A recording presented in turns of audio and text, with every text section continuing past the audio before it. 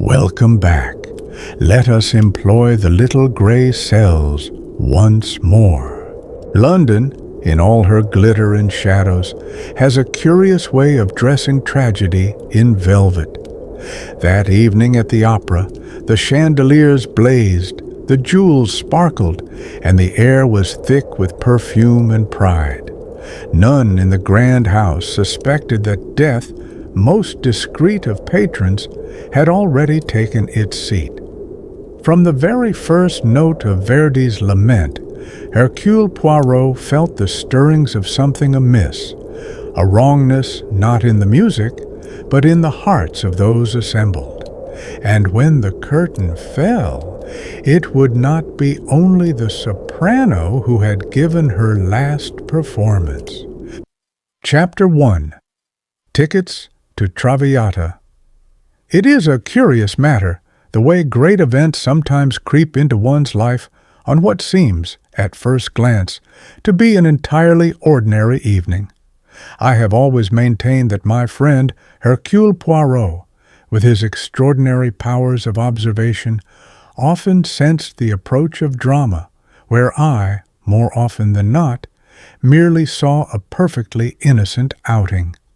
That night in London, with rain tapping steadily at the window panes of our modest apartment, I had not the least suspicion that we stood on the brink of a tragedy that would come to be known, even in the newspapers, as the Phantom Witness affair. Poirot, for his part, was resplendent as always. He had, in fact, spent no less than 20 minutes perfecting the angle of his tie-pin, and I could scarcely restrain my impatience. "Mon cher Hastings," he reproved me gently, "you are like the English cavalry, always prepared to charge before the bugle has even sounded. Precision, order, the symmetry of the little details, these are the true companions of a man of elegance." I laughed, though privately I was hungry and restless. "We shall be late, Poirot. The curtain rises at 8, and we have still to fetch Lady Aurelia's invitation at the Lyric." "Pah!" Poirot waved a delicate hand. "We shall not be late. The English believe themselves punctual, yet it is only the Swiss who know what true punctuality means. Besides—" He paused to flick a speck of dust from his cuff. "Lady Aurelia Farnham does not summon Hercule Poirot merely to be seated. No, she has some purpose, though she wraps it prettily in the paper of music." "Lady Aurelia," I repeated. "Surely she is the widow with the emeralds. One reads of her in the society columns." "The same. A woman of dignity, and, like so many women of dignity, one who prefers that her wealth should be displayed in acts of patronage.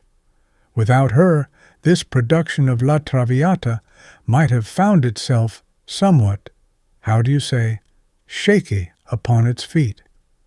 I had read a little of the impending performance in the Times, but the world of opera was not one in which I was well versed. My own appreciation of music is elementary at best, and to my mind it is often preferable to hear a popular march than to sit through an Italian lament that goes on for hours. Still, I was not unwilling to accompany Poirot. The society to be encountered in Lady Aurelia's private box promised to be diverting. We set out in a cab through rain-slick streets, the lamps shimmering like molten coins upon the pavement. London at night has its peculiar atmosphere, a mingling of romance and menace, the fog coiling round corners like some stealthy conspirator. Poirot, as we drove, smoothed his mustaches complacently.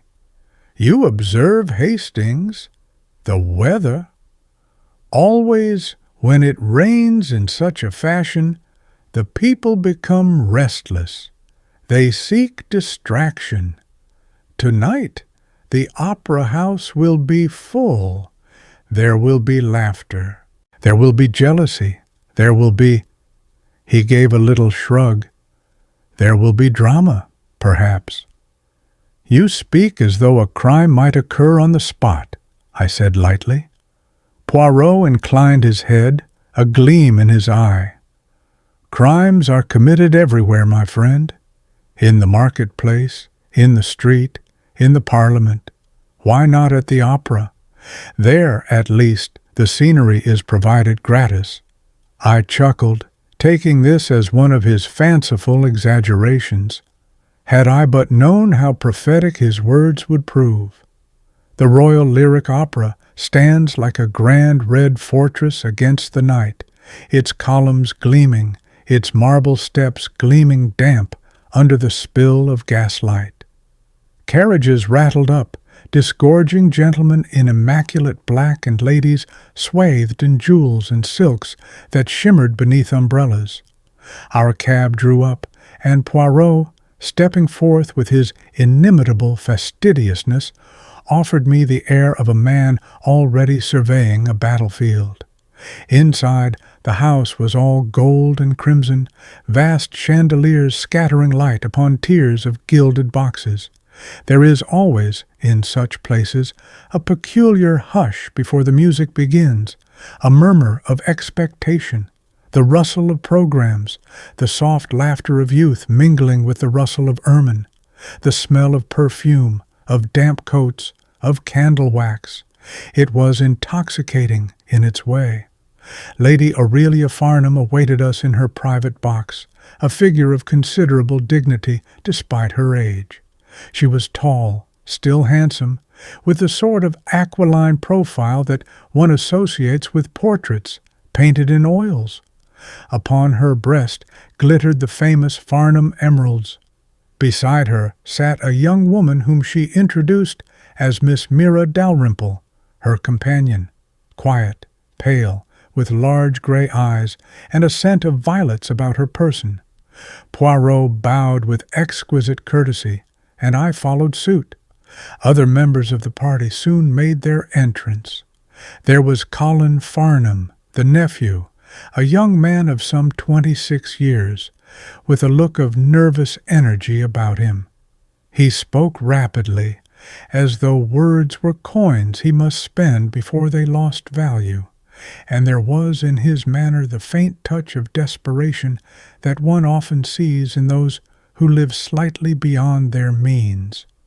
His greeting to Lady Aurelia was dutiful, though tinged with resentment. Next arrived Madame Celeste, the star soprano, who swept in trailing velvet and feathers. She was a woman of magnificent presence, with eyes like polished jet, and a laugh that carried across the box. She kissed Lady Aurelia's hand flamboyantly, declared herself the most fortunate of artistes, and then cast a glance about to see who admired her. Accompanying her was Basil Quine, the conductor, a gaunt fellow with hollow cheeks and the burning eyes of an ascetic. He seemed a man for whom music was a religion, and whose congregation had often disappointed him. His bow was stiff, perfunctory. Finally, there entered Osric Vale, the impresario, short, plump, with little piggy eyes, and a smile that did not extend beyond his lips. He had the air of a man who counts profits even as he shakes hands. "A great pleasure, Lady Aurelia," he said, bowing.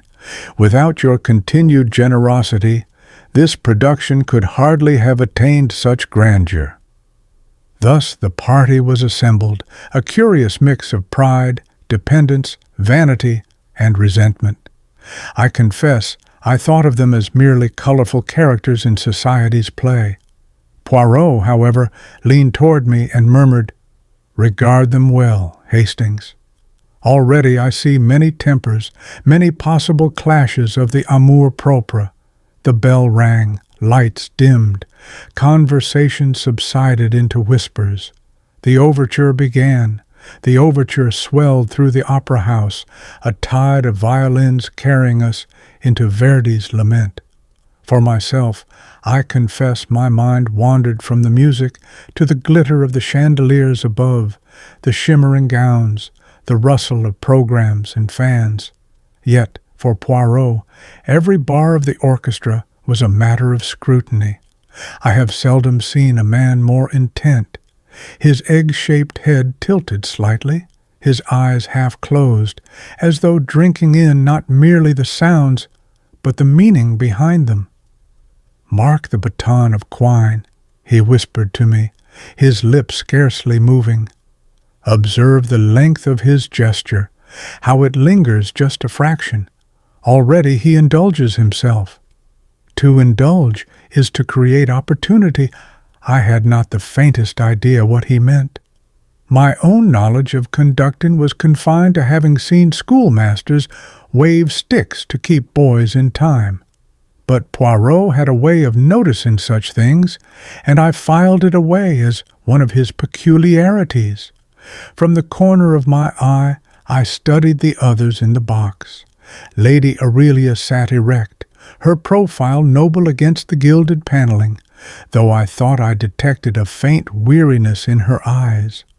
Miss Dalrymple leaned forward, absorbed, her pale hands clasping the railing. Colin shifted restlessly in his seat, clearly bored, yet making an effort to appear attentive whenever his aunt's gaze might fall upon him. Madame Celeste, having finished her brief scene off stage, had rejoined us temporarily, shimmering with self-satisfaction. She tapped her foot impatiently, muttering criticisms of the chorus.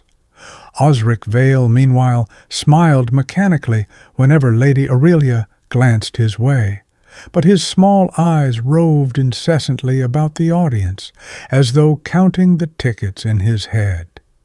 I could not deny there was a certain fascination in watching these people. Each seemed to live in a world of their own, bound together only by the accident of this shared box. Poirot's remark about many possible clashes returned to my mind. At the close of the first act, a little stir went round the house as programs rustled and lorgnettes were raised. Poirot, seizing the interval, leaned toward Lady Aurelia. "You are pleased, madame, with the performance?" Her lips curved into a smile, though it struck me as faintly forced. "It is magnificent, Monsieur Poirot." "Magnificent. Basil has outdone himself, and of course our dear Celeste never sang more divinely."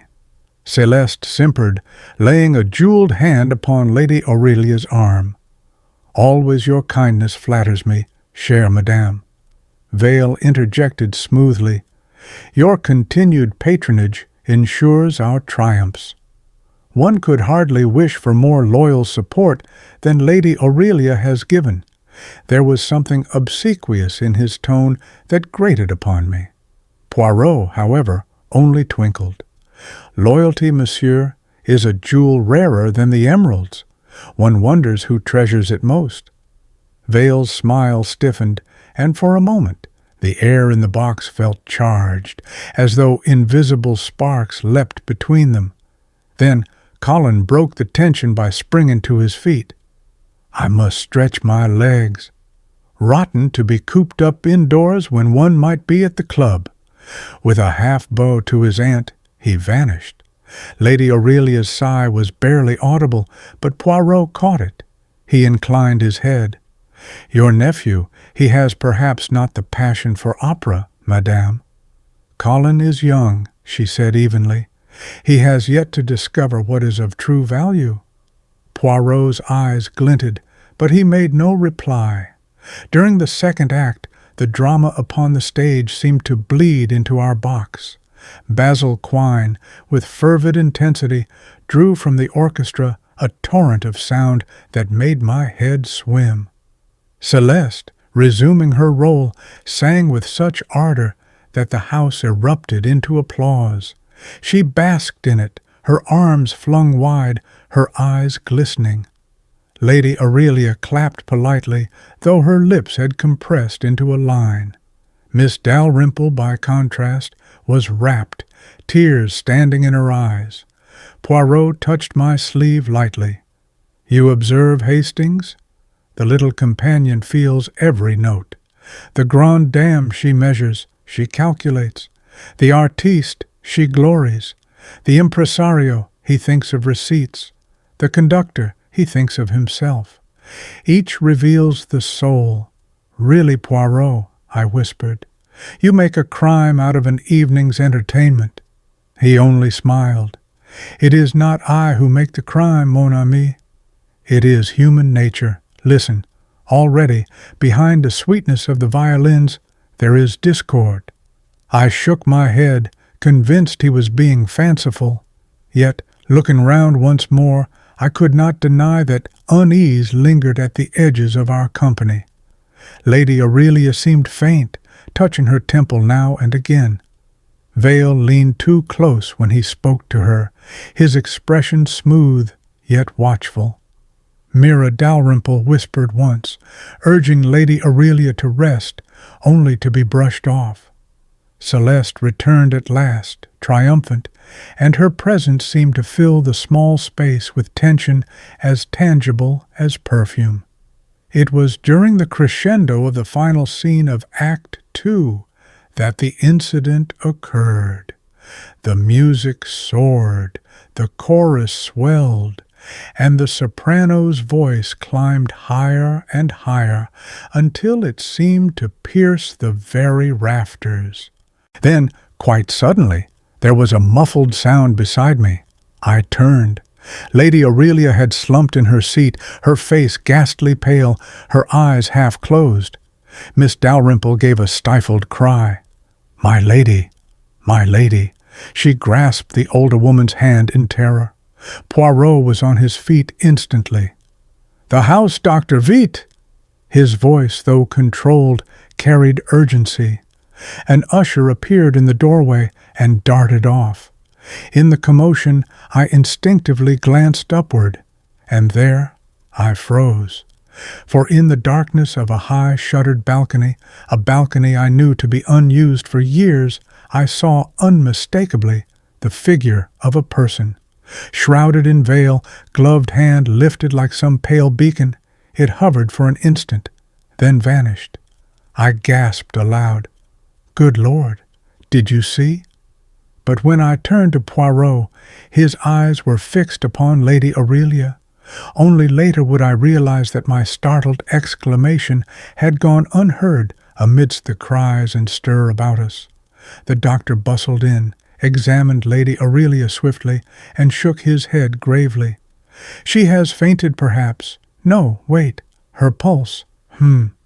He muttered instructions. Mira fumbled for a glass of water. Vale, perspiring, urged everyone to remain calm. Madame Celeste, with theatrical flair, declared that the performance must stop. Basil Quine, however, waved angrily that the orchestra must play on. In the midst of it all, Poirot bent and gently removed the opera glasses from Lady Aurelia's lap. He turned them in his hand, studying them with that feline concentration I knew so well. Then he set them down delicately. "She breathes still," he announced softly, "but she is gravely unwell. We must remove her at once." Together they bore Lady Aurelia out of the box, down the velvet-lined corridor. I followed, my mind reeling not only with concern, but with the vision I had seen above, the phantom figure on the deserted balcony. It hovered before my eyes, eerie, impossible, inexplicable. And in that moment I felt, without knowing why, that we had stumbled into the opening act of something far darker than an evening's entertainment. Lady Aurelia was carried swiftly to a small retiring room off the grand corridor, a chamber meant for ladies to compose themselves. Its gilt-framed mirrors and damask chairs seemed a mockery of the scene within. The grande dame, motionless save for a faint flutter at her throat, her emeralds dull against her pallor. Miss Dalrymple knelt beside her, tears brimming, murmuring entreaties that sounded half prayer. The house doctor bent over the prostrate figure, muttering to himself, shaking his head. Extraordinary. No clear seizure, not apoplexy. Pulse thready, very irregular. Must get her to hospital at once. Poirot stood close by, hands neatly folded, yet his eyes darted with the swiftness of a hawk. Nothing escaped him. When the doctor asked for a glass of water, Mira poured it hastily. Poirot intercepted, sniffed delicately, and set it aside untouched. When the doctor requested that her fan be fetched, Poirot himself took it from Lady Aurelia's reticule, examining the clasp before handing it over. I confess my nerves were not so cool. I hovered anxiously, shifting from foot to foot, torn between concern for the lady and the memory that still danced before my eyes, the spectral figure, veiled and gloved, up in the dark recess of the opera's upper balcony. At last, unable to contain myself, I blurted out, "Poirot, I must tell you what I saw, up there, above." "Chut, Hastings." His glance silenced me. He did not look round, but bent lower, examining Lady Aurelia's opera glasses once again. He turned them between his fingertips, then slipped them into his pocket, with a composure that suggested he had every right to do so. The impresario, Vale, wiped his forehead with a handkerchief. "This is dreadful, dreadful. Such a scene in our house. Think what the papers will say. Think rather of the lady herself," said Mira sharply. For a moment, indignation brightened her pale eyes. Madame Celeste, fanning herself, gave a dramatic sigh. "It is always thus. One prepares, one gives one's soul, and then fate intervenes. The audience will forever remember this as the night tragedy walked hand in hand with art. Art, madame," Poirot murmured, "is seldom improved by tragedy in the stalls." I could not help a muttered exclamation. "Poirot, you speak as though you suspected—" "Later, mon ami, later." He motioned toward the corridor, where orderlies now hurried with a stretcher. "For the moment, we attend." Then we observe Lady Aurelia was borne away toward the waiting ambulance. Miss Dalrymple clung to her hand until the last possible moment, then sank back, trembling. Colin Farnham reappeared at that instant, his cheeks flushed from drink or smoke, his expression one of startled annoyance. "What the devil's this?" he demanded. "Ambulance? Good God, Aunt Aurelia's not dead, is she?" "Your aunt is gravely unwell," Poirot replied evenly. Colin gave a whistle between his teeth. "Dashed bad luck.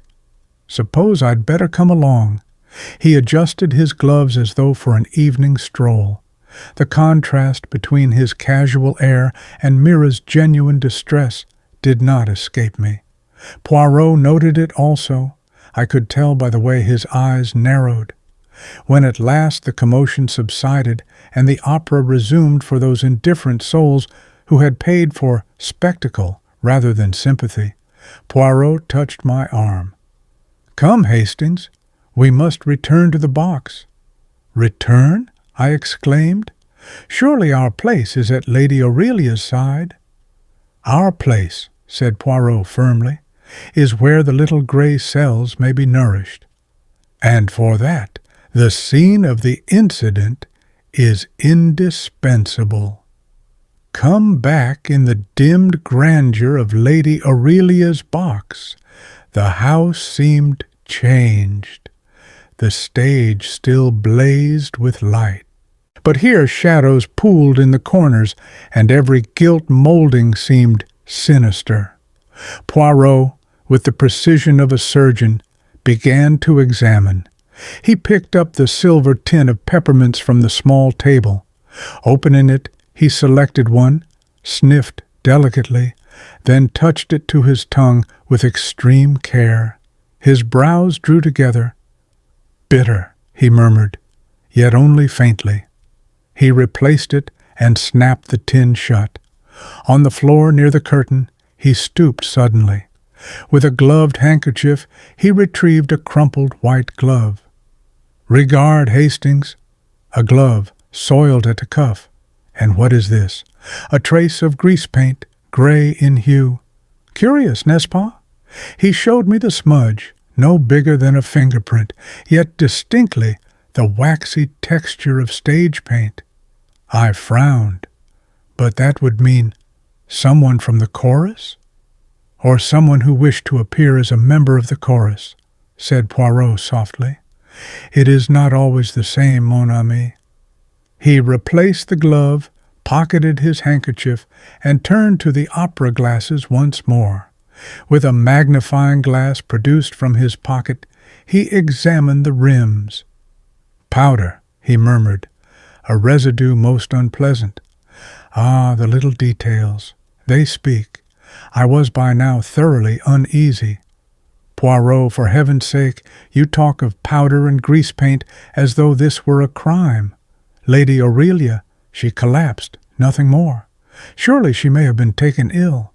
Perhaps." Perhaps he shrugged. But we do not decide until we know. Remember, Hastings, illness may be natural, or it may be induced. His words chilled me. Against my will, I glanced again toward the darkened balcony above, where I had seen the mysterious figure. That vision haunted me. At last, I could not restrain myself. "Poirot, I tell you, I saw someone up there.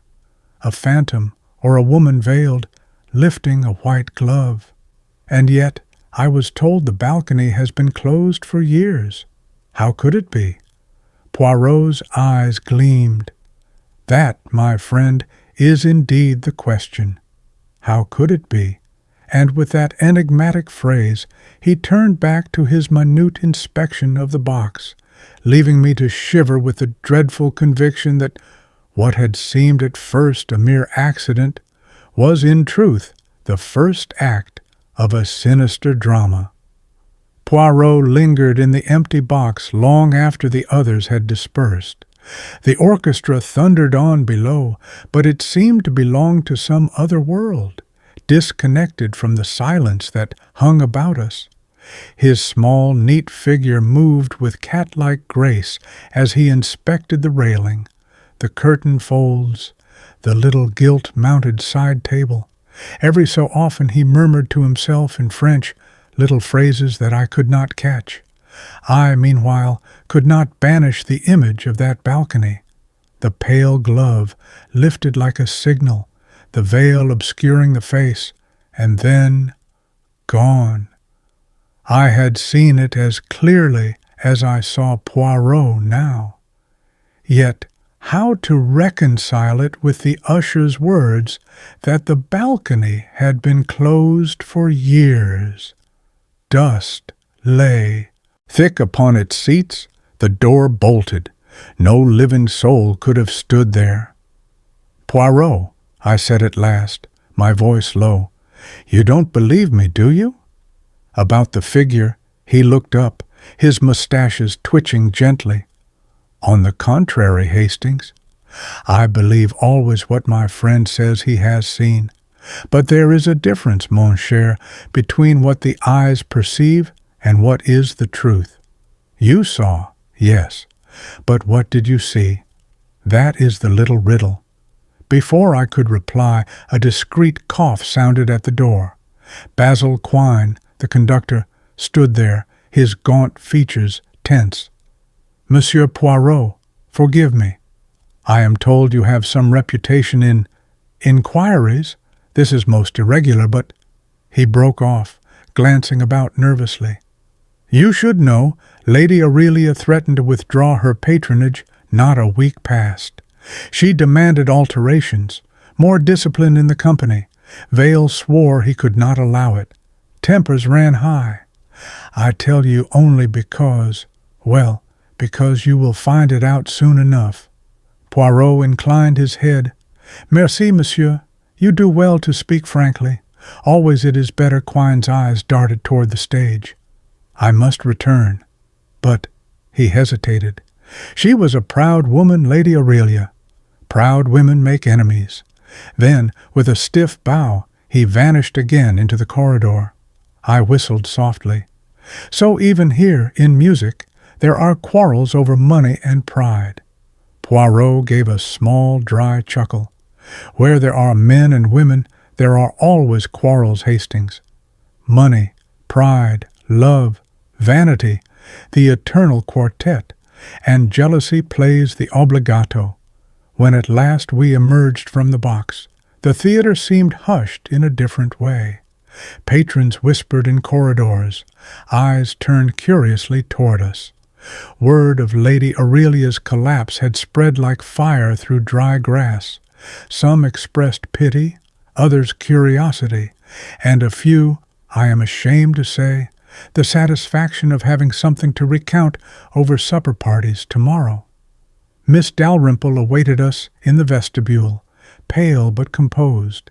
She clutched her gloves in one hand, twisting them nervously. "Monsieur Poirot," she whispered, "you believe it was sudden illness? She has had little spells before, faintness, palpitations." Poirot bent courteously. "It may be so, mademoiselle. We do not leap to conclusions." His gaze, however, rested with peculiar intentness upon her gloves. Collins sauntered up at that moment, cigarette in hand. "Dashed nuisance, all this. Doctor says she may not last the night. If she doesn't, then what becomes of all this opera business, eh?" He gave a short laugh, then, meeting Poirot's eyes, fell abruptly silent. Vale joined us also, his manner brisk.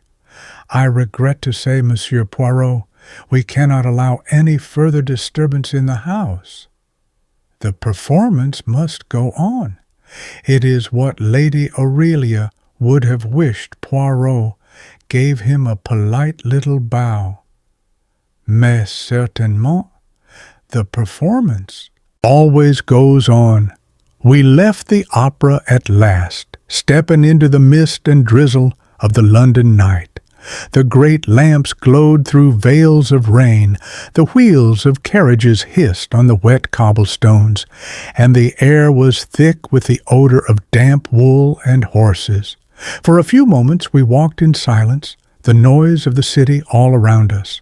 At last I could contain myself no longer. "Poirot, tell me honestly, do you think she was poisoned?" He raised his eyebrows. "Poison, Hastings? It is possible. A faint residue upon the opera glasses, a bitterness upon the mints, a glove with grease paint where no glove should be. They are the little signs. One does not ignore them. And the figure, the phantom I saw." Poirot halted beneath a gas lamp, its light striking his egg-shaped head and gleaming on the perfect arcs of his mustache. "The phantom, Hastings, is most interesting. A witness who should not exist. A balcony that is closed. A vision that is both there and not there. Such things, they are contrived, not accidental. Someone wished you to see what you saw." I stared. "You mean it was deliberate? A trick? Exactament? A trick of theater? Where better than in an opera house to stage a little illusion?" His words sent a shiver through me. I remembered the eerie stillness of that lifted glove, the sudden vanishing. The thought that it might be no ghost at all, but a deception wrought by cunning human hands, chilled me more than any spectre could. Poirot took my arm, steering me toward the waiting cab. "Come, mon ami. Tonight we have had only the overture. The true drama is still to come. We shall see if the phantom plays again." And so, beneath the dripping skies of London, with the opera still echoing in my ears, and the phantom figure etched on my mind, I felt that we had stepped, as Poirot said, not into an evening's entertainment, but into the opening of a grim new act. Chapter 2. A Box, a Cry, a Glove. The events of that night pressed upon my mind like the lingering weight of a nightmare. Though Lady Aurelia had been removed to hospital, though the opera house had resumed its spectacle with professional zeal, I could not rid myself of the feeling that some sinister curtain had only just been drawn aside. Poirot, for his part, showed no agitation. Once back at our rooms, he busied himself with the arrangement of his cufflinks, the straightening of his tie, and the brushing of a non-existent speck from his immaculate shoes. "Order, Hastings, always order," he said, as though to himself. "One must keep the little gray cells in balance." I could bear it no longer. "Poirot," I burst out, "do you realize the horror of what occurred? Lady Aurelia may be dying, and I tell you, I saw something unearthly in that balcony." He looked at me then, his green eyes gleaming. "Unearthly, mon ami? Or perhaps too earthly?" "You mock me," I said heatedly. "But I know what I saw. A figure, veiled, gloved, lifting its hand like a signal. Then, gone." Poirot held up a finger. "Not mockery, Hastings. Respect. Always we must respect what the senses tell us, but we must also question. The eyes, they are sometimes deceived, n'est-ce pas? Light, angle, reflection, all play their little tricks. Tell me, you saw the glove raised, yes?" "Yes, white as snow in the dark." He nodded slowly. "Bon, then someone wished you to see. That is what intrigues me. It was not accident. His calmness exasperated me. Yet I knew better than to press. With Poirot, truth emerged only when he chose to release it. The following morning, news spread swiftly. The newspapers spoke of Lady Aurelia's sudden seizure at the opera, reporting her condition as critical. They praised her generosity to the arts, speculated on her famous emeralds, and devoted entire columns to the presence of Madame Celeste and other luminaries. No mention was made, of course, of phantom figures in closed balconies. Poirot, sipping his chocolate, passed me the paper with a sniff. "The journalists, they write always the drama, but never the truth. They miss the little details. Yet it is in those that the solution hides." "And what details do you have already?" I asked. He ticked them off on his fingers. 1. A peppermint with a bitter taste. 2. Powder upon the rim of the opera glasses. 3. A white glove stained with grease paint found in the box. 4. A phantom figure in a balcony closed to the public. Voila. Do you not see, Hastings? I shook my head, bewildered. I see a collection of nonsense, peppermints, gloves, reflections. None of it proves anything. Poirot's mustaches quivered with amusement. Exactement. It proves nothing, yet. But soon the picture will begin to arrange itself.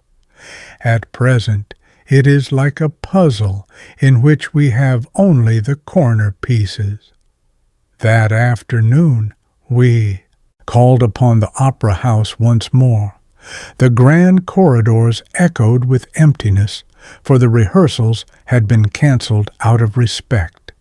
The manager, a harried fellow named Brooke, received us with nervous civility. "Terrible business, terrible," he muttered. "Lady Aurelia has always been our most loyal patroness. If she dies—" He broke off, wringing his hands. "We should like everything kept as quiet as possible, Monsieur Poirot. The opera cannot endure scandal." "Scandal," murmured Poirot, "is seldom quiet, monsieur. But we shall do our best." He proceeded to examine the box once more. With extraordinary delicacy, he traced the edge of the velvet railing, stooped to inspect the carpet, even measured, with a small tape, the distance from chair to curtain. The manager watched in baffled silence. Suddenly, Poirot gave a small exclamation. He had discovered a minute trace of powder upon the inner side of the curtain, barely perceptible, yet unmistakable when brushed onto a sheet of white paper. "Cyanide," he said softly, sniffing. "It leaves always this odor, faint, bitter." I recoiled. "Good heavens, Poirot, are you saying she was poisoned?" He lifted a hand. "We do not say, we suggest, but the evidence, it leans that way." We made our way backstage, where the air smelled of dust, grease paint, and candle wax. Here we encountered Una Blake, the wardrobe mistress, a formidable woman with a tape measure about her neck. "Glove, you say?" she snorted when Poirot showed her the stained article. "Yes, one of ours right enough. Chorus girls wear them for the last tableau. Someone's been careless. Still, no reason it should turn up in the patron's box." "Unless," said Poirot gently, "someone wished it to be found there." Una gave him a sharp look. "You mean—" Poirot spread his hands. "I mean nothing. I merely collect facts. Tell me, you keep many veils and gloves in stock?" "Half a dozen racks," she said. "Every shade you could think of." Poirot's eyes gleamed. "Just so." As we emerged once more into the empty corridor, Poirot halted suddenly before a tall glass display case set at a peculiar angle. Within were old costumes, doublets, helmets, cloaks, arranged in dusty splendor. The glass itself, I noticed, had a faint bevel that caught the light strangely. Poirot stood quite still, his head cocked to one side. Then he stepped 2 paces back, looked into the glass, and smiled. "Ah, interesting. Very interesting indeed. What is it now?" I demanded. He only shook his head. "Later, Hastings." "Later. Let the little gray cells digest." That evening, back in our sitting room, he took out the opera glasses once more. Under the lamplight, he showed me the fine dust clinging to the rim and chain.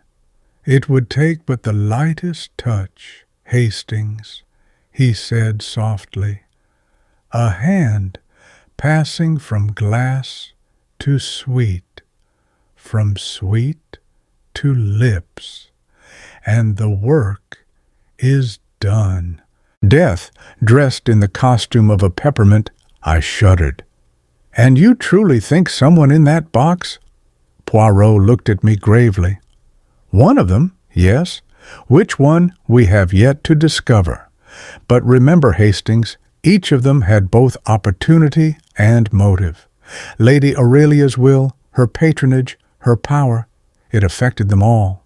He rose, smoothing his mustache.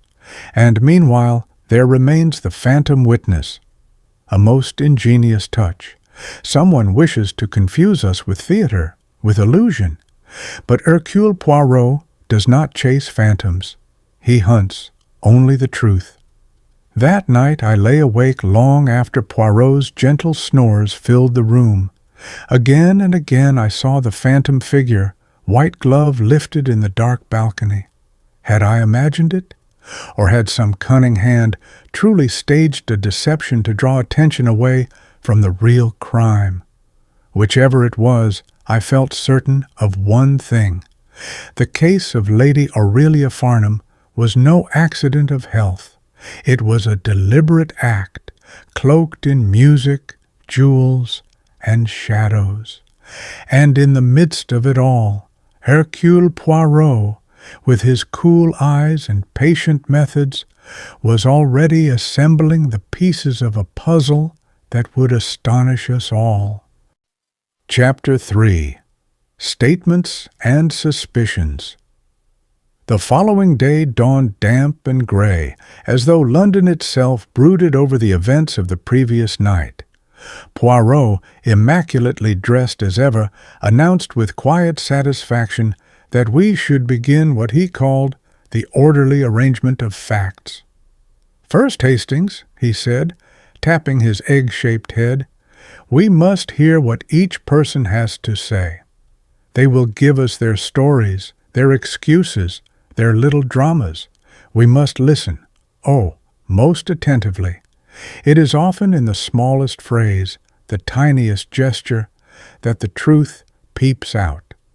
Thus it was that by mid-morning we found ourselves once again at the Opera House, where those most closely connected with Lady Aurelia had been asked, whether politely invited or discreetly compelled, to meet us in a small salon. Madame Celeste was the first to sweep in. She wore crimson silk that caught the light, and her eyes sparkled with indignation as she flung herself upon a chaise longue. "Mon Dieu, what a scandal!" she cried. "I, Celeste, after triumph upon triumph, to have my night destroyed. And now the papers speak of collapse, of tragedy, never of my voice, my art. Is it fair?" Poirot bowed gravely. "It is not fair, madame. But tell me, your relations with Lady Aurelia were harmonious." Celeste lifted her shoulders in a shrug. "Harmonious?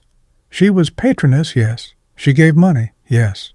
But she threatened always, if you do not sing as I wish, if you do not submit to my suggestions, I withdraw." Always this threat. She thought she could control art with her purse. "Then you resented her?" Poirot's tone was silky, her painted mouth curved. "Resented? I, who live from music, resent an old woman who knows nothing of the stage? Pah, it is nothing. Still," she hesitated. "She said only last week that if I did not accept another soprano beside me, she would ruin me. Do you know what that means for an artiste?" Poirot inclined his head, making a note. "Merci, madame. You are most clear." As she swept out, Hastings muttered, "She sounds venomous enough." Poirot only murmured, "Venom, Hastings, may be spoken, or it may be powdered upon an innocent sweet. We do not yet decide." Next came Basil Quine, the conductor. His hollow cheeks seemed even more gaunt in the daylight, his eyes burning with fanatical intensity. "She meddled," he said without preamble. "Lady Aurelia meddled where she had no right. A patroness gives money. That is her role, not to dictate tempi, not to demand who conducts what." Poirot spread his hands. "Yet you obeyed her?" A grim smile twisted his lips. "I had no choice. Without her, Vale would not pay the orchestra. Without her, the season collapses. So yes, I obeyed.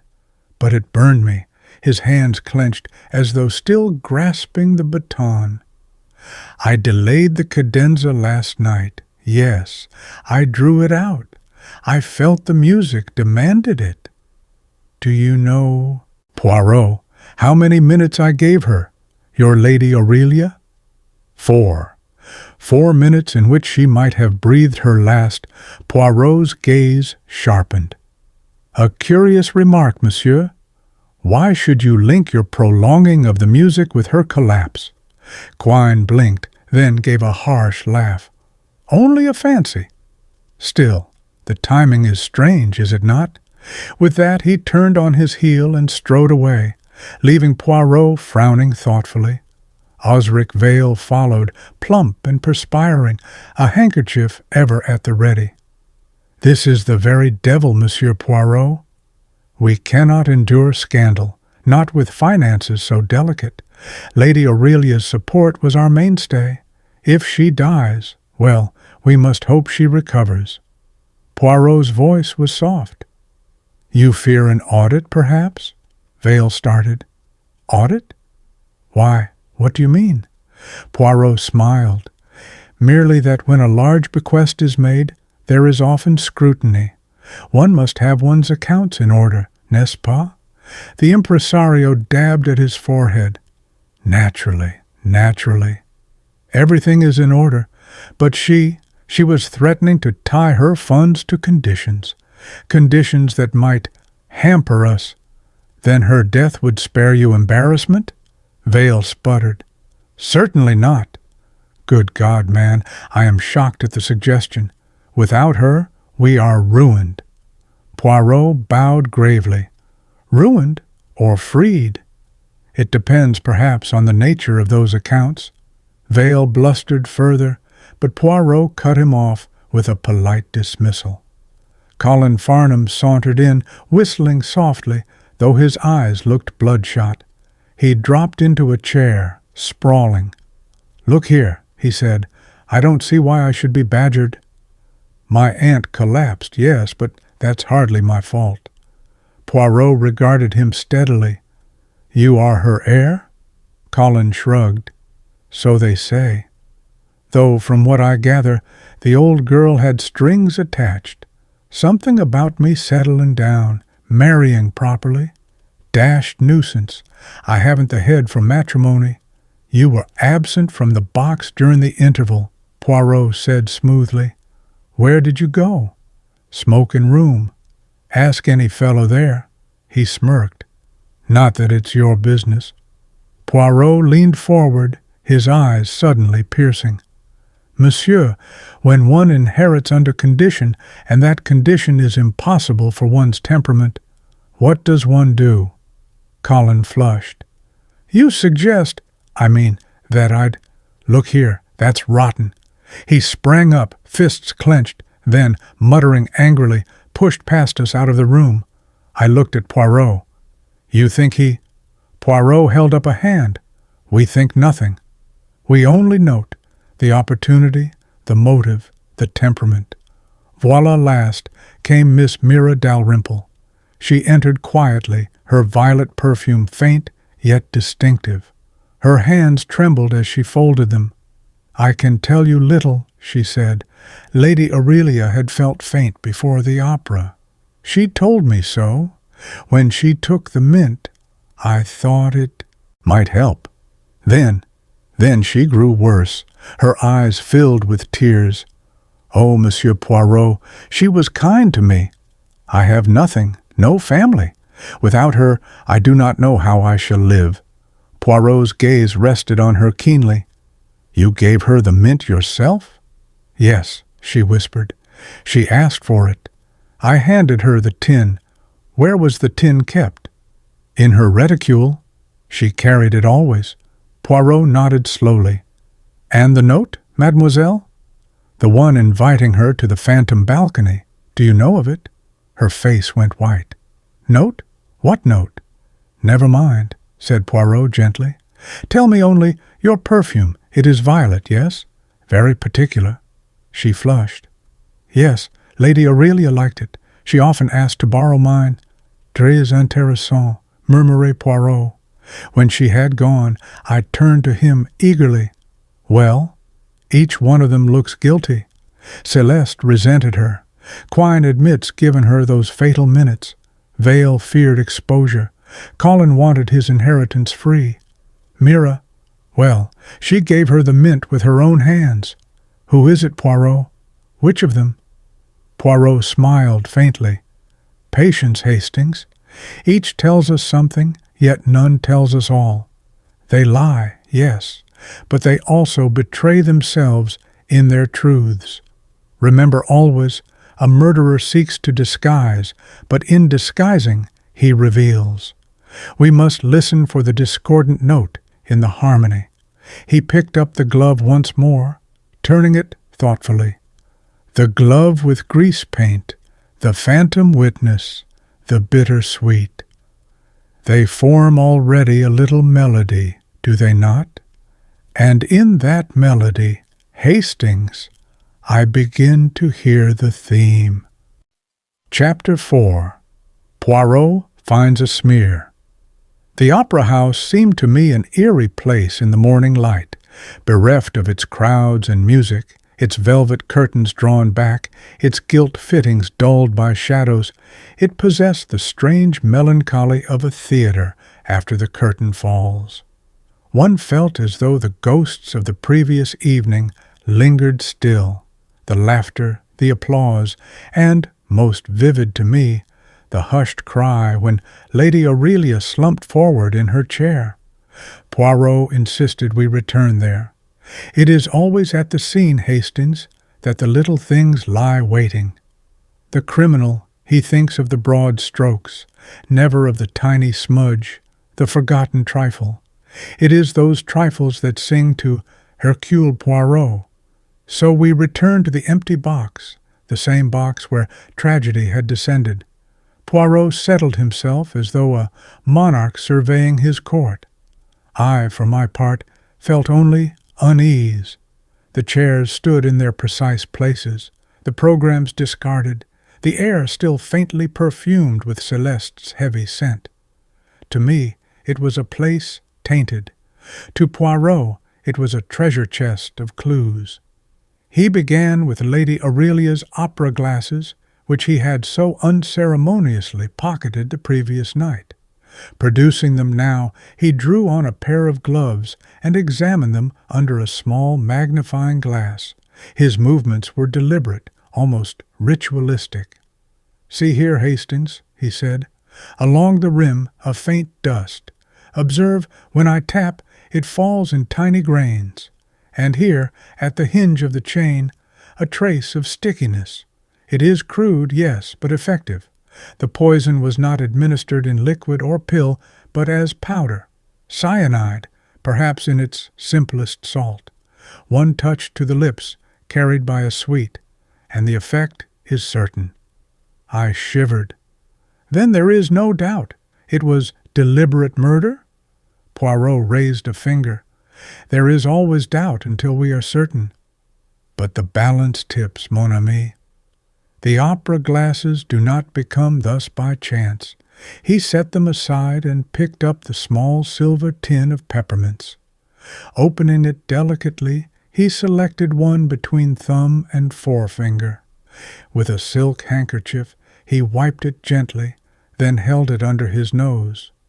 "Smell, Hastings." I bent reluctantly. A faint, bitter almond odor met my nostrils, unmistakable even to one unskilled in chemistry. "Good heavens," I murmured. "Then the mints themselves were tainted." "Only some," said Poirot quietly. "Enough that she might choose one. It is clever, the appearance of harmless sweets, offered by a companion's hand, yet corrupted. Tell me, Hastings, does it not strike you as curious that Lady Aurelia, who disliked mints, should consume them at all?" I started. "Dislike them? How do you know that?" Poirot's mustaches twitched. "Because I asked her maid this morning. The maid swears Lady Aurelia declared mints made her tongue numb. Therefore, for her to accept one, she must have been persuaded, or perhaps accustomed by habit to carry them for the sake of courtesy. She took one without thinking. But I inclined to the first. Someone encouraged her. My thoughts flew at once to Mira Dalrymple, who had admitted handing the mint to her mistress. Yet I could not reconcile her pale, trembling sincerity with such an act. Poirot, watching me, gave a little shrug. "Appearances, Hastings, are not to be trusted. One sees the dove, one expects innocence, but doves too may peck." He turned next to the glove. The object, crumpled and faintly soiled, lay upon the side table where he had deposited it. He handled it with fastidious care. "White kid," he murmured. "One of many, no doubt.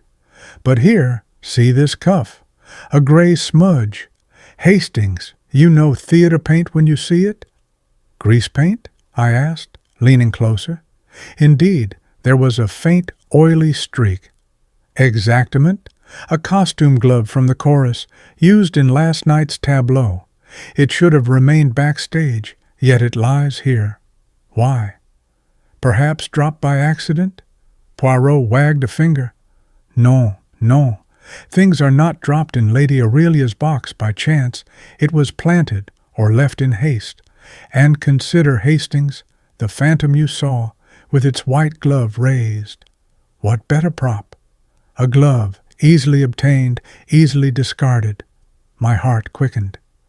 You mean the figure was no ghost, but a person masked by stage costume? Poirot smiled faintly. I mean only that in a house devoted to illusion, we must expect illusions. A glove, a veil, a reflection, these are the tools of theater, and our murderer, Hastings, is a stage manager of no little skill. We descended from the box into the corridors, where Poirot led me purposefully to the tall glass case I had noticed the day before.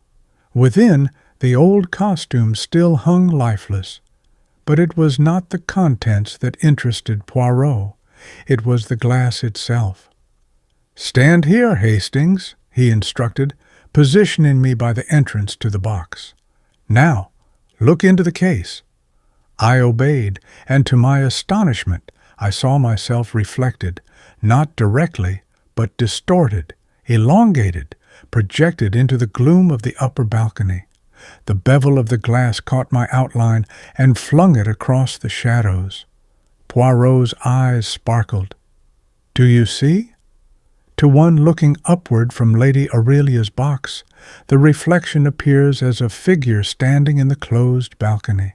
Add a veil, a glove raised, and voila, a phantom witness where no witness can exist. I gasped. Then the figure I saw was real, yet not real. A trick of mirrors. Someone staged it carefully. They wished to create mystery, to suggest an outsider, a ghostly presence. Meanwhile, the true deed occurred under the very eyes of those in the box. The revelation left me shaken, that my own senses, on which I prided myself, could be so deceived. It was disconcerting in the extreme. Yet Poirot seemed positively pleased.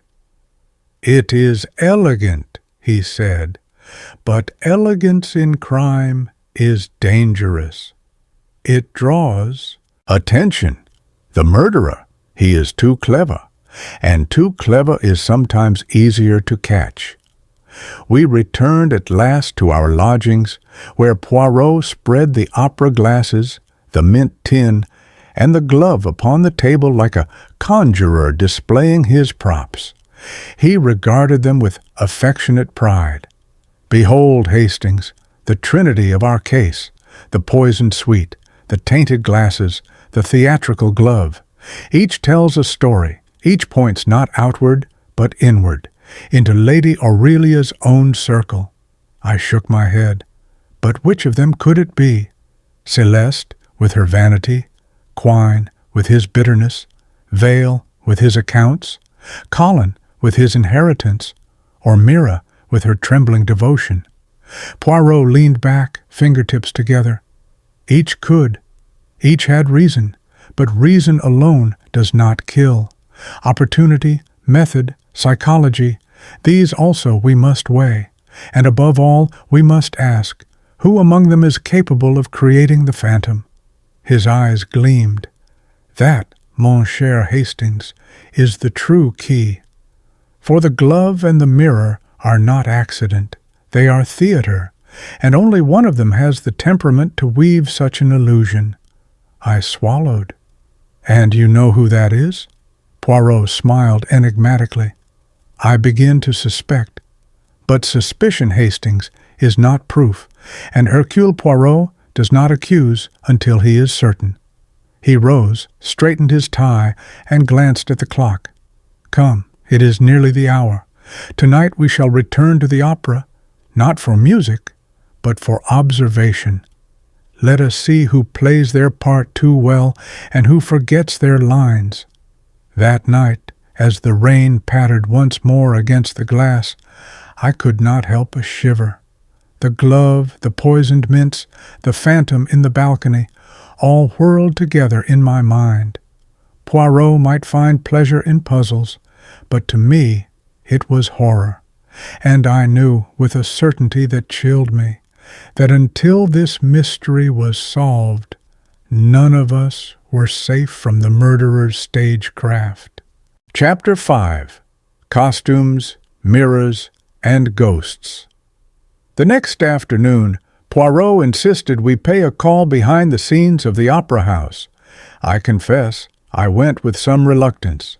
The place had already taken on, for me, the sinister air of a trap. The velvet seats and painted ceilings transformed into a theater for crime. But Poirot was indefatigable. "The murderer," he declared, "is an artiste, Hastings, not merely of poison, but of illusion. To understand the crime, we must understand the stage itself." Backstage, the atmosphere was wholly different from the gilt and grandeur the audience knew. Here the walls were bare, the air smelled of dust, ropes, and lamp oil. Costumes hung from rails like a regiment of gaudy phantoms awaiting their cue. Scenery flats leaned against the wall, painted facades of Italian streets and grand salons, now mute and lifeless. Poirot moved through it all with the curiosity of a child in a toy shop. He fingered silks, peered at discarded wigs, examined a tray of grease paint. Finally, we were ushered into a cramped room dominated by racks of gowns and uniforms. A woman with sharp eyes and a mouth full of pins looked up from her sewing. "Miss Una Blake," announced Poirot, bowing with flourish. "Wardrobe mistress extraordinaire." Una Blake snorted.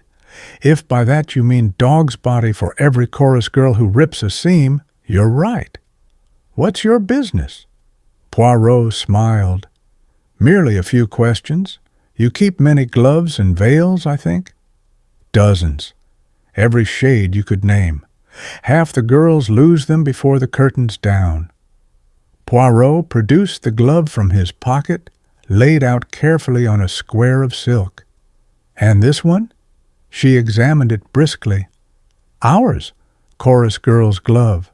That smear, gray paint from a powdered wig costume. How did it get in Lady Aurelia's box?" "Precisely my question, mademoiselle." Poirot's eyes gleamed. She frowned. "Someone's playing tricks, then. Half the theater's props wander if you don't chain them down." Poirot glanced at the racks. "And the veils. They are common, too." "Of course. The phantom scene in last season's Faust used half a dozen. Black, white, you name it." "Ah," Poirot said softly. "Then to impersonate a phantom from a distance would be simplicity itself." Una laughed, though it held no mirth. "The opera's full of ghosts, Monsieur Poirot. The trick is keeping them on stage where they belong." We left her domain and ventured further into the warren of passages. Everywhere were relics of past productions, swords of tin, crowns of gilt, ragged cloaks heavy with dust. Poirot examined each with the air of a man strolling through a gallery. At last we returned to the corridor where the tall glass case stood, its beveled panes gleaming faintly in the dim light. Poirot's excitement was palpable. "Now, Hastings, you shall see." He positioned me once more at the threshold of Lady Aurelia's box. "Regard the balcony above," he said. "You see nothing." "Darkness only." "Quite so," I agreed. "Now, watch the case." He stepped lightly into position before the beveled glass. At once his reflection sprang into the gloom of the balcony, distorted yet eerily lifelike. With a theatrical gesture he raised a white handkerchief. In the upper shadows it appeared as a phantom hand, suspended in darkness. I caught my breath. Good Lord! That is exactly what I saw. Poirot bowed. Voila! The murderer used this simple device, a veil upon the head, a glove or kerchief raised, and from below it seemed a figure in the balcony. When you gasped, Hastings, you confirmed the illusion for everyone. I felt a flush of shame. Then it was my reaction that helped spread the story. Poirot laid a hand on my arm. Do not reproach yourself, mon ami. You saw what you were meant to see. The illusion was crafted for your eyes and for any others who might glance upward. We returned once more to the box. Poirot examined the velvet curtains minutely, producing a small glass vial into which he scraped the powdery trace we had noticed before. He corked it with satisfaction. The powder will speak to us later. But consider, Hastings, the murderer did two things. 1. He poisoned with cunning subtlety. 2. He created a witness, impossible yet convincing. Why? Because if Lady Aurelia died quietly, suspicion must fall upon those near her. But with a phantom, the suspicion drifts outward to some mysterious intruder. I frowned. But why create so elaborate a deception? Why not simply, administer poison in secret? Poirot's eyes twinkled. Because the murderer is clever. Too clever. He feared the nearness of the box, the closeness of scrutiny. He sought to mislead with theater. But cleverness, Hastings, is a double-edged sword. It dazzles, but it also betrays. That evening Poirot insisted we dine at a little restaurant near Covent Garden, frequented by singers and stagehands. Over cutlets and claret he quizzed the waiter about gossip.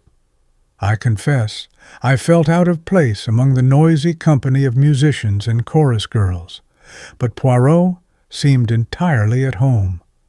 "Ah, mon cher Hastings," he said afterwards as we walked home, "you see how the stage is a world of rivalry and vanity. Each artiste resents the other, each manager hides his accounts, each dependent fears dismissal. Lady Aurelia, with her patronage, her purse, her will, she held them all by a thread. Do you wonder, then, that someone cut it?" I shuddered. "But who? Which of them?" He smiled mysteriously. "The glove tells us something. The mirror tells us more.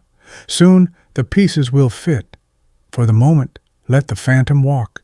We shall see where it leads." That night I dreamed of mirrors and ghosts. Again and again I saw the pale hand lift in the dark balcony, only to dissolve into glass, and always behind it Poirot's calm voice. "Too clever, Hastings. Far too clever." Chapter 6. Will, Purse, and Pride. The following morning Poirot announced that we should pay a visit to Lady Aurelia's solicitor. I expressed some hesitation, for I hardly saw how dusty law papers could compare with glove smudges and poisoned sweets. Poirot, however, was adamant. "The stage tells us of illusion, Hastings," he said, as he adjusted his tie. "But the law, it tells us of reality. Money, inheritance, duty, voila. These are motives written in black and white. And murder, my friend, so often follows the ink of a pen more than the flash of a dagger." Thus it was that we found ourselves in the sombre chambers of Messrs. Fortescue and Pottle, where the air smelled of old vellum and polished oak. Mr. Edmund Fortescue himself, a grave, silver-haired gentleman, received us in a room lined with leather-bound volumes. He greeted Poirot with a courtesy tinged with curiosity. "You have come about Lady Aurelia Farnham, I presume? A sad affair. I fear the worst for her constitution." "She was a client of long-standing." Poirot inclined his head. "Indeed, monsieur? We seek merely to understand her affairs. It may throw light upon her present misfortune." Mr. Fortescue folded his hands. "You have heard, no doubt, that Lady Aurelia executed a new will scarcely a fortnight ago?" "I had not heard the details," Poirot said gently. "Then allow me." He unlocked a drawer and withdrew a neat sheaf of papers. "Lady Aurelia's estate is considerable. Lands in Dorset, investments, the famous emeralds. By her new testamentary disposition, she made the following provisions: a substantial endowment to the Lyric Opera Company, conditional upon Mr. Osric Vale producing accounts certified and free of discrepancy, an annuity of modest but steady amount to her companion, Miss Mira Dalrymple, provided she remain in Lady Aurelia's service, and the residue, including the Farnham estates, to her nephew Colin, on the condition that he marry within 12 months, suitably and respectably, or else forfeit to a charitable trust. I whistled softly. Well, that sets the cat among the pigeons. Fortescue permitted himself the shadow of a smile. You see, Major Hastings, the implications. Mr. Vale, whose financial management is, shall we say, less transparent than might be wished, had reason to dread an audit. Mr. Colin, who lived something of a fast life, resented the matrimonial condition. Miss Dalrymple, though grateful, feared that if dismissed, she would lose even the annuity, for her tenure was specified as in service, and Madame Celeste, though not mentioned directly, was well aware that Lady Aurelia had considered withdrawing her patronage unless certain artistic quarrels were resolved. Poirot's eyes gleamed. Each, then, has cause for unease. Precisely. A will, Monsieur Poirot, is a lantern. It illuminates motives more clearly than gossip ever can.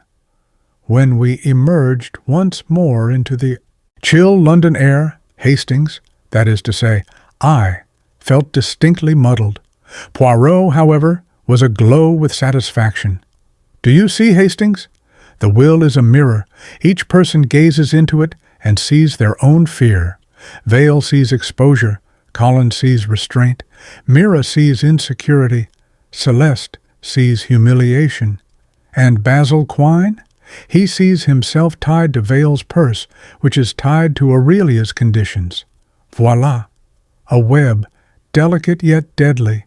But surely, I protested, it doesn't follow that one of them must have killed her. People dislike wills every day of the week without resorting to cyanide. Poirot smiled. True. But when dislike meets desperation, the poison is compounded. Tell me, Hastings, have you not observed how each spoke yesterday? Not one expressed grief. They spoke of inconvenience, of threats, of money. Only Miss Dalrymple wept, and yet, even in her tears, there was calculation. I started. You suspect her? I suspect all, said Poirot serenely. To suspect one only is to wear blinders, but already the pattern takes shape. Who had means to tamper with the mints? Who had opportunity to apply powder to the glasses? Who alone was always at Lady Aurelia's side? I frowned. Mira Dalrymple. Poirot wagged a finger. Perhaps. But reflect. If she were guilty, would she weep so naturally? Sometimes the innocent appear guilty, sometimes the guilty innocent. We do not leap, Hastings. We wait. That afternoon, as we took tea at our rooms, Poirot produced the glove once more and set it beside the tin and the glasses. He contemplated them as though they were chessmen. You recall, Hastings, he said, that Lady Aurelia's emeralds are famous? Yes, I saw them glittering on her gown that night. They were to pass unconditionally to the estate, Poirot mused. Strange, is it not, that none mention them in their lamentations? Each thought only of money, patronage, conditions. Yet jewels can tempt as well as wills. A theft disguised as illness. What do you think? The idea startled me. But surely the emeralds are accounted for? Poirot smiled. Indeed, they were taken to hospital with her. No, Hastings, not theft. But we consider all possibilities. He sipped his chocolate reflectively. The will gives us clarity. It shows us why each might wish Lady Aurelia removed. But it is the glove, the mint, the powder. These tell us how.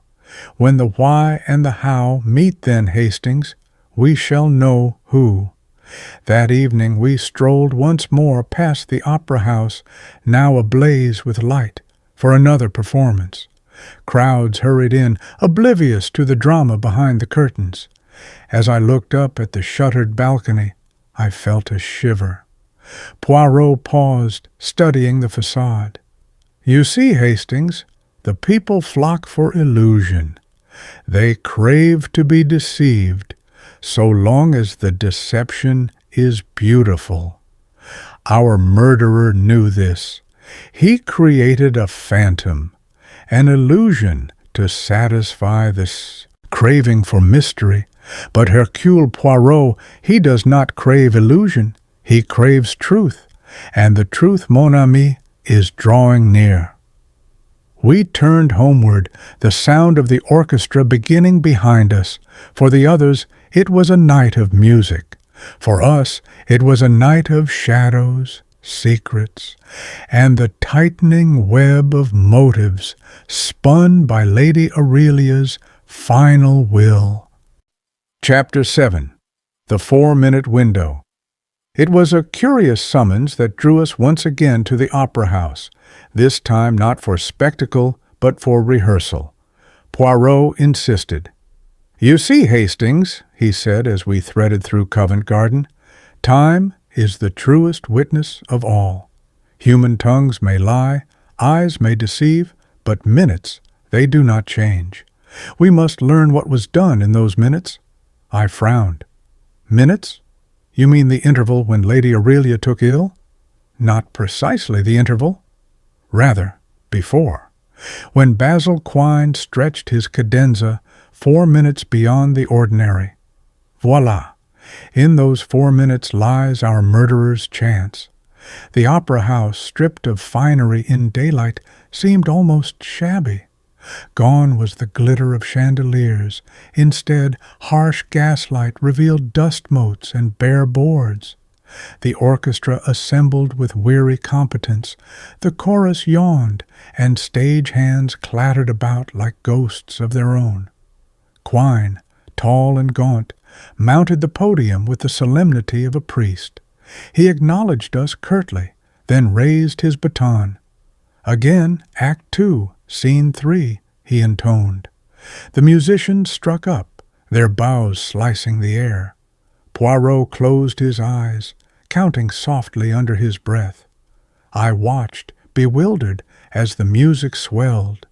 Then came the cadenza, the soprano's moment of brilliance, a vocal flourish that should last scarcely half a minute.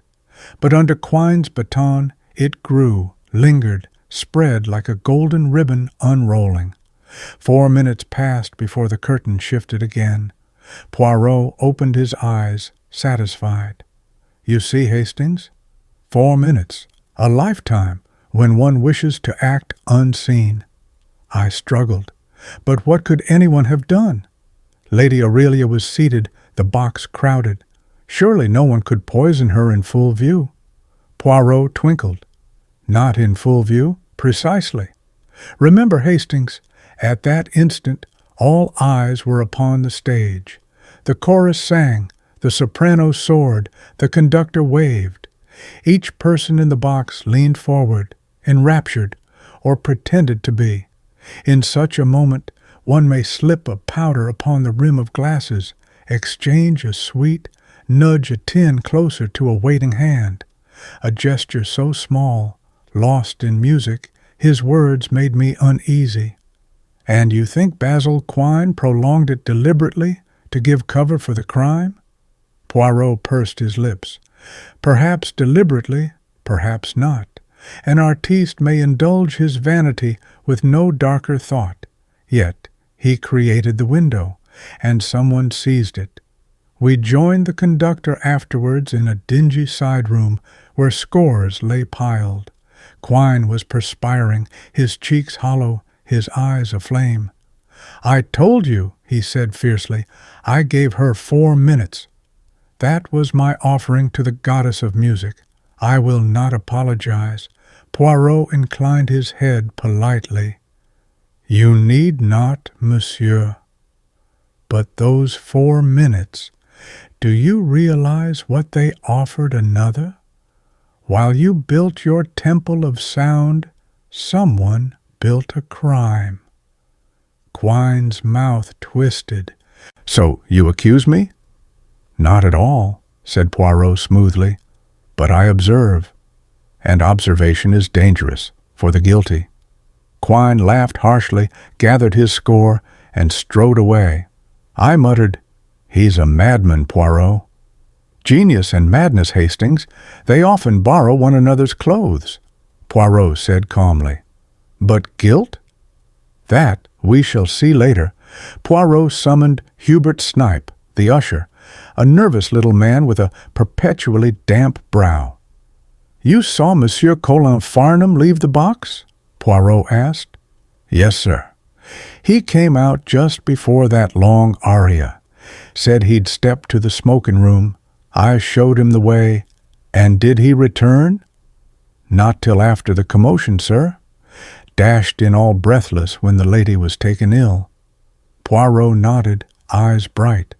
So, during the 4-minute window, Colin was not present. He could not have tampered. Then I exhaled, relieved. Poirot, however, shook his head. But opportunity exists before as well as during. Always remember Hastings. We spent the remainder of the afternoon wandering the wings and foyers, Poirot making notes in his little book. He questioned stagehands about timings, cue bells, curtains. He noted precisely when the orchestra swelled, when the audience's eyes were fixed forward. At last he closed his book with satisfaction. It is as I thought. The murderer did not fear the eyes of others. He relied on them being blind, in their music, in their illusions. The 4-minute window, parfait. He knew it would cover his gesture. I shook my head. Poirot, you make it sound like clockwork. Who could plan so coldly? Poirot smiled faintly. Someone who understands theater. Someone who thinks not only of poison, but of audience. Remember, Hastings, the Phantom, too, was staged. Our murderer loves performance. That evening, as we took supper, Poirot returned to the theme. He arranged salt cellars and spoons upon the table like a strategist with his troops. Imagine, Hastings, Lady Aurelia here, Mira beside her, Vale leaning in, Celeste sweeping past, Colin absent, Quine at his podium. The music swells. All lean forward. Mira offers a mint, innocent, affectionate. Lady Aurelia accepts. A hand brushes the opera glasses. Powder clings. Who notices when all eyes are upon the stage? He tapped the salt cellar. And above it all, you glance upward. The phantom, created by mirror, veil, glove. You cry out. Everyone looks there, not here. Perfect misdirection. I stared at the makeshift tableau, a chill creeping over me. But Poirot, you've just described a magician's trick. Not murder. He smiled gently. Is there a difference, Hastings? Both rely on deception, on the blindness of the audience. But the magician seeks applause. The murderer seeks silence. When we retired that night, I lay awake pondering Poirot's words. The image of the phantom haunted me still, now joined by the sound of swelling violins and Quine's baton, stretching those fatal minutes, and always, behind it, Poirot's calm assurance. Time does not lie. 4 minutes. That is the window in which death walked. Chapter 8. Letters, Perfume, and a Phantom Appointment.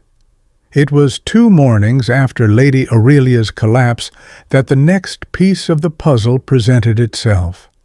I had been reading the Times in our sitting room, still baffled by the endless speculations about her condition, when Poirot entered, delicately holding a folded slip of paper between thumb and forefinger, as though it were something faintly distasteful.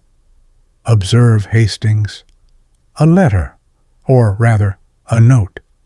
It was discovered among Lady Aurelia's effects, her reticule, which was taken with her to the hospital.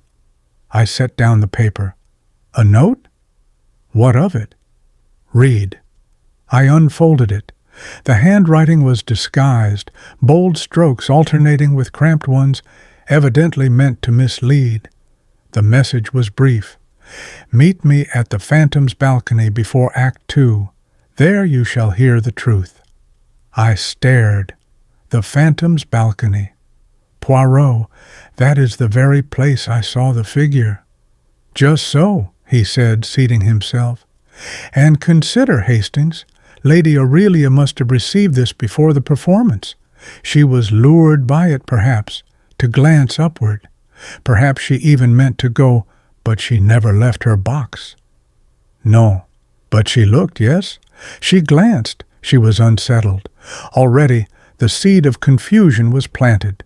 He took the note delicately, held it to the light, then to his nose.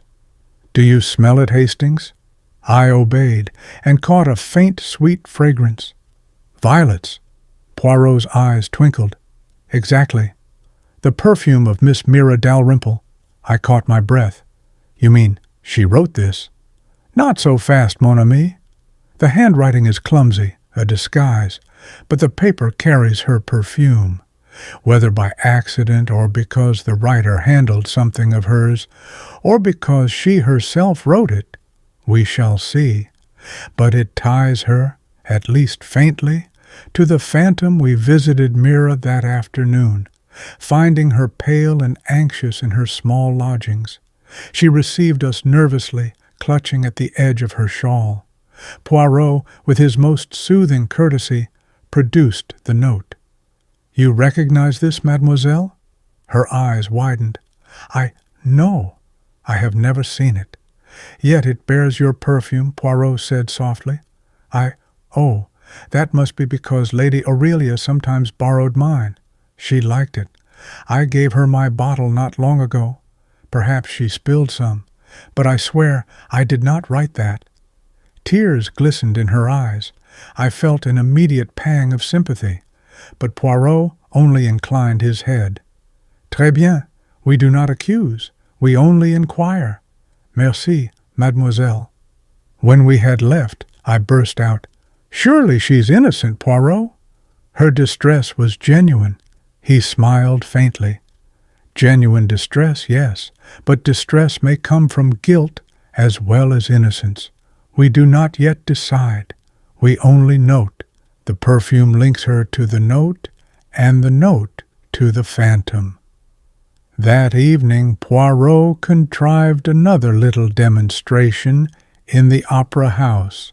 Corridors. The house was empty, save for a few workmen. He positioned me once more in Lady Aurelia's box, while he stood near the glass case. Regard, Hastings. I hold here a veil. He draped a dark scrap of tulle over his head. And here, a glove. He raised a white kid glove in his hand. At once, in the shadows of the closed balcony, the reflection sprang to life. A veiled figure, a pale hand lifted. It was uncanny, so uncanny that I felt again the chill I had known that night. Good Lord, I breathed. It is perfect. Poirot lowered the glove. Voila, the phantom, a child's trick with a mirror, a veil, and a handkerchief. Our murderer wished to provide a witness where none could exist. But why? Why indeed, I echoed. Poirot's eyes gleamed. To mislead, to suggest an intruder, a ghostly presence, anything but the truth, that the danger lay in the box itself, among friends and patrons. He removed the veil, folded it neatly. Mark this, Hastings. Whoever wrote the note wished Lady Aurelia to connect her fate with that balcony. But the truth sat beside her, touched her hand, offered her a sweet. The next day brought more fuel. Poirot summoned Vale, the impresario, to his rooms. Vale arrived looking harassed, his round face shiny with perspiration. "This is intolerable, Monsieur Poirot," he burst out. "Whispers, rumors, people saying there was foul play. You must quash it." "On the contrary, monsieur," Poirot said gently, "we must examine it. Tell me, did you know of Lady Aurelia's intention to tie her bequest to an audit?" Vale's color rose. "What? Nonsense. My accounts are perfectly in order." "Then you will welcome the audit?" Vale's lips tightened. "Naturally." Poirot watched him with mild amusement. "So you say. And yet, if the bequest never comes, if Lady Aurelia dies before signing further documents, you are spared the trouble, yes?" Vale sprang up. "Are you accusing me?" Poirot lifted a hand. "Jamais. I accuse no one, not yet. But recall, monsieur, illusions are dangerous. They make men believe what is not, and you, as impresario, know better than anyone the power of illusion," Vale muttered angrily, then stormed out. When he had gone, I said, "You nettled him, Poirot." "Naturellement. To nettle a man is to make him show his claws. Did you see Hastings, how he sweated? He fears. Always those who fear may kill." I shook my head. "So Vale feared audit, Colin feared conditions, Mira feared dismissal, Celeste feared humiliation, Quine feared control. They all had reason." Poirot smiled. "Exactly. And from reason we must sift opportunity. Already, we know, the phantom was staged, the mint was poisoned, the glasses were dusted. But who held all these threads?" He tapped the note. "This, mon cher, is a thread that leads somewhere. We must follow it." That night, as I sat writing my account, I could not help imagining Lady Aurelia in her emeralds, unfolding that note, reading those ominous words, "Meet me at the Phantom's balcony before Act 2. I pictured her glancing upward, unsettled, as the music swelled, and in my mind's eye I saw again the phantom hand rise in the shadows, beckoning. Was it Mira, in some moment of madness? Vale, desperate to protect his accounts? Or another, unseen? I did not know. But one thing I was sure of, the phantom was no ghost. It was a hand of flesh and blood, raised with cunning purpose, and Poirot, patient and precise, was already tugging at the threads that bound it to murder. Chapter 9. The Little Things That Won't Behave. There is a peculiar quality in Hercule Poirot's method which I, even after years of close friendship, cannot quite reconcile. At times he appears to idle, to fuss about trifles, to concern himself with the angle of a candlestick or the scent of a perfume. Then suddenly, snap, he reveals that all the while those very trifles were the foundation stones of his reasoning. It was on the morning after our discovery of the note that I found him at our sitting-room table, gazing with immense satisfaction at a neat arrangement of objects, Lady Aurelia's opera glasses, the silver tin of peppermints, the single white glove, and the folded slip of paper with its violet perfume. "Hastings," he said gravely, "regard. 4 little things, each refuses to behave as it ought, and when the little things rebel, they betray the great truth." I looked at them dubiously. Glasses, a mint box, a glove, and a note. Hardly the crown jewels. Mais non, far more important. Listen. He tapped the opera glasses. "First, Lady Aurelia disliked peppermints. Her maid swore to me she never touched them willingly. Yet she ate one that night. Why? Because Miss Dalrymple offered it? Précisément. So why carry them at all, unless someone else kept them near her? And why, Hastings, do they taste faintly bitter with cyanide dust upon them? I shuddered. Poirot tapped the glasses next. Second, the opera glasses. A lady of her refinement kept them always polished. Yet these, look at the rim, a gritty residue, dusted quite recently. Not accident, but design. Enough to smear her fingers, to transfer to sweet, to lips. A double precaution, I nodded reluctantly. Very cunning. Third, he held up the glove. A chorus girl's glove, soiled with grease paint. But how came it into the box? Not dropped, Hastings, planted, and planted badly, for look. He pointed with delicate finger. Near the cuff, an oval dent. The mark of a cheap silver ring. Someone wore it, tugged the glove off hastily, and left behind this impression. I have observed Miss Dalrymple. She wears such a ring when off duty. I gasped. You mean she was the phantom? She raised the glove before the mirror? Poirot's eyes gleamed. Patience. We are not at the denouement yet, but the glove misbehaves, you see. It tells us more than intended. Finally, he touched the note. And fourth, the letter, reeking of violet perfume. Lady Aurelia's hand never smelled thus. The companions did. A note urging her to meet at the Phantom's balcony, where no meeting could occur. It unsettled her, distracted her, directed her eyes upward. Another misbehaving detail. He sat back, triumphant. Voila, 4 trifles. Each one refuses the ordinary. Together, they sing. We were interrupted by Colin Farnham, who burst into the room unannounced. His face was flushed, his tie crooked. I've come straight from the hospital. My aunt, she's gone. Died this morning. I uttered a cry of shock. Poirot only inclined his head gravely. She spoke no final words? He asked. None. She never woke again. The doctors are calling it poisoning now, though they won't say how. Colin's voice shook, but his eyes darted restlessly. Does this mean the estate? Not so fast, monsieur, Poirot said sharply. There will be inquiry. There will be delay. The will cannot yet sing your tune, Colin muttered angrily, then slouched out.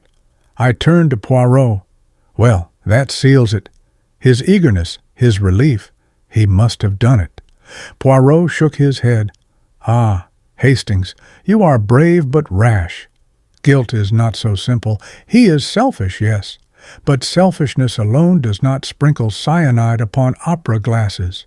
Non, it is too elaborate for him. He is careless, not cunning.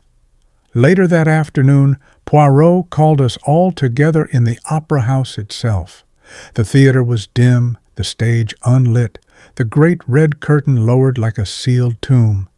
We assembled in Lady Aurelia's empty box, Mira pale and trembling, Celeste fiery with indignation, Vale sweating, Quine austere, and Colin slouched insolently. Poirot addressed them with calm precision. Mesdames et messieurs, I have examined the scene. I have studied the objects, and I tell you this, Lady Aurelia did not die by chance. She was poisoned deliberately. The poison was administered through her mints and opera glasses, both tainted. Mira gasped. No, no, that cannot be. Poirot bowed. Alas, it is so. And there was more. A phantom was conjured to suggest a witness upon the closed balcony. That phantom was illusion, created by the reflection of this glass case, a veil and a glove. A silence followed. Vale dabbed at his forehead. Celeste gave a dramatic exclamation. Quine merely glared. Poirot continued. So you see, it was not merely a murder, it was theater. And the murderer is a stage manager of no little talent. Afterwards, As the group dispersed in mutters and protests, I pulled Poirot aside. "But surely you're about to denounce someone?" He shook his head. "Not yet. Not yet. One piece still eludes me, the why of the phantom. Why create a ghost at all? That is the detail that does not behave. When I know that, Hastings, then I shall speak." "But you must have a strong suspicion?" Poirot's mustaches twitched. "Oh, I have more than suspicion. I have almost certainty. But almost, Hastings, is not enough for Hercule Poirot. When I speak, it will be with proof. That night I wrote in my journal with a heavy heart. Lady Aurelia was dead. The opera house was stained with crime, and Poirot, calm and inscrutable, seemed to hold the truth already, though he would not reveal it. "The little things won't behave," he had said. And I, staring at my reflection in the darkened glass, could almost swear I saw again that phantom hand rise in the balcony, beckoning me toward secrets I did not want to know. Chapter 10. The Balcony That Never Was. The summons went out discreetly, yet none could refuse. By evening we were all assembled upon the darkened stage of the opera house itself. The vast red curtain loomed above us, a silent witness. The footlights were cold, only a few lamps burned low, casting our gathering into pools of shadow. Poirot, immaculate as ever, stood at the center like a small commanding figure. Around him sat the players of this grim drama. Madame Celeste, in a tempest of silks, Basil Quine, rigid as an ascetic, Osric Vale perspiring freely, Colin Farnham slouched insolently, and Miss Mira Dalrymple pale and silent, her violet perfume faint in the air. I felt a thrill of anticipation. I had seen Poirot at such moments before. The stage set, the audience gathered, the little gray cells ready to deliver their verdict. He began quietly, almost conversationally. "Mesdames et messieurs, Lady Aurelia Farnham is dead. She did not die of apoplexy nor of sudden seizure. She was poisoned by cyanide, cunningly transferred to her peppermints and to the rim of her opera glasses. That much is certain." A murmur ran through the group. Mira covered her face. Colin gave a short, nervous laugh. Poirot raised a hand. But that is not all. For at the same time a phantom witness was conjured, a veiled figure on a closed balcony, seen by my friend Hastings and others. A ghost, pointing with a white glove, then vanishing. A most dramatic apparition. His eyes gleamed. But it was no ghost. It was illusion. The murderer used this beveled glass case in the corridor, draped a veil, raised a glove. From Lady Aurelia's box, the reflection appeared as a phantom in the balcony. Voila! A witness who could not be questioned. Celeste gasped theatrically. Vale muttered, "Good God!" Quine's lips pressed into a line. Poirot continued, his voice sharpening. "Why such artifice?" "Because the murderer feared suspicion would fall upon those nearest to Lady Aurelia. By conjuring a phantom, they sought to suggest an intruder, someone beyond the circle. But in truth, the danger lay within arm's reach." He paced slowly before them. "Let us consider, one by one. Madame Celeste resented Lady Aurelia's patronage, which she called interference. Yet she thrives on applause, not on death. She would not risk her career for so sordid an end. Non, she is temperamental, not murderous." Celeste drew herself up indignantly, but said nothing. Monsieur Quine prolonged his cadenza. Yes, he created the 4-minute window, but his obsession is with music, not money. He is careless of men, but not cunning with powders. He would have struck openly, with a quarrel, not with cyanide. Quine snorted, muttered, Quite right, but subsided. Monsieur Vale feared exposure of his accounts. True, but he is timid in courage. He would forge papers, yes, mislead auditors, perhaps. But to kill a patroness whose death imperils the very opera he depends on? Non, that is not his nature. Vale dabbed at his brow furiously. Colin Farnham, Colin, dissolute, resentful of conditions in the will. He had motive, certainly, but he lacked opportunity. He was absent during the 4-minute window, confirmed by the usher. And besides, Poirot's eyes glinted, to plan a mirror illusion, to sprinkle powder, to bait mints, this requires finesse. Monsieur Colin has many qualities, but finesse is not one. Colin flushed angrily. Dash it all! Are you saying I couldn't even if I tried? Précisément, said Poirot, with a bow. The silence that followed was heavy. All eyes turned, inevitably, to Mira Dalrymple. She shrank beneath the scrutiny, her hands trembling in her lap. Poirot's voice softened. And now, mademoiselle, you who wept most sincerely, you whose devotion seemed beyond question, yet always the companion is overlooked, underestimated. Lady Aurelia trusted you. You handed her the mint. You alone sat at her side. You had the perfume that marked the note. You wore the cheap silver ring whose dent shows on the glove. You created the phantom to mislead. She shook her head wildly. No, no. I loved her. She was everything to me. Poirot's eyes were merciless. And yet she discovered your thefts.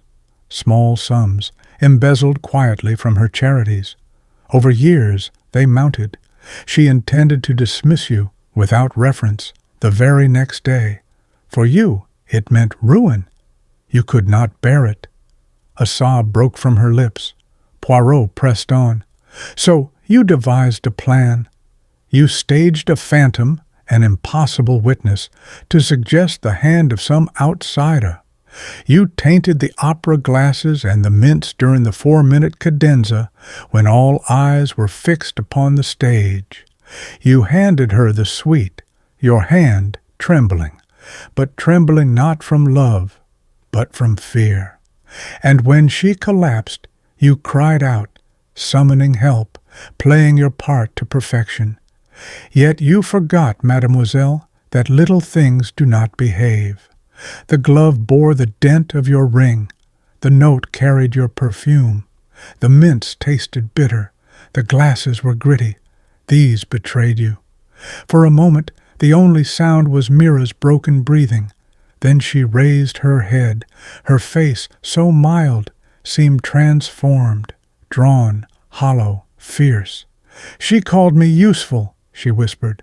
All my life, useful, invisible, forgotten. Without her, I was nothing. When she said she would cast me off, oh, I saw the abyss. Her hands clenched. I only meant to frighten her, to make her ill, to force her to keep me. But she died. She gave a strange, cracked laugh. And you, Monsieur Poirot, you saw through it all.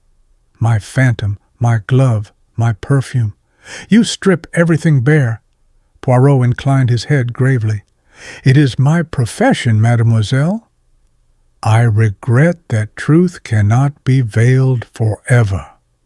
The police officers, waiting discreetly in the wings, stepped forward. Mira rose quietly, her shoulders bowed. She did not resist as they led her away.